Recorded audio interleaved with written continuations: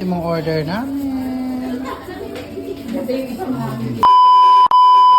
Another day, another vlog. Hello Philippines and hello world. Magandang araw po sa ating lahat. Tara at samahan niyo po kami ni Marong manginain dito sa One Piece Only Chicken.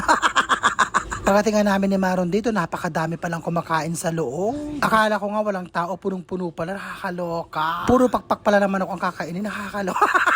At heto nga at ine-enjoy ni Maron sa loob. At napakaganda raw ng mga nakadisplay dito. Syempre mga pambata, aliw na aliw si Maron sa mga nakikita niya dito, nakakaloka. Di nga magkamayaw ang kanyang mata sa pagtingin sa mga nakadisplay, nakakalokang bata. Lahat nga na nakita niya, hinahawakan niya, nakakaloka. At heto nga at sinusukat pa lahat ang sombrero, nakakalokang bata. Lahat nga isinuot niya at sinukat niya. Ahayaan ko nga lang siya para malibang. Paano ay napagkainit-init sa laba. Tapos nagugutom pa.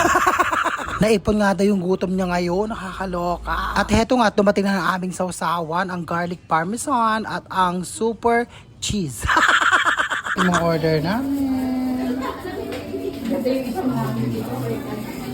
Heto nga lang ang in-order namin ni Marong. Gusto lang namin matikman at matry, di ba?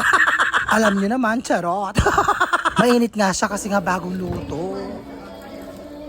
Ano? Sarap? Oh, ito naman. At syempre, kailangan ko rin kunan ng aking sarili habang kumakain, o, di ba? Para makita nyo naman yung reaction ko. Syempre, lasang pakpak ng manok, di ba? Magkakalasa lang siya pag isinawsaw mo. Effect lang ang lasa. Oh, mas masarap. Mas masarap yung garlic. Ayun tayo.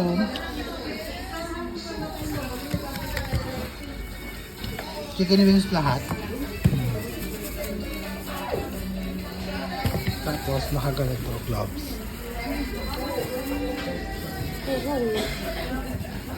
Patikim. Ito.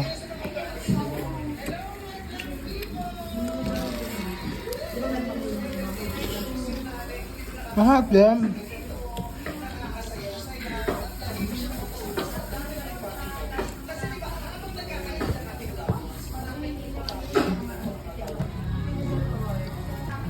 Masarap ba?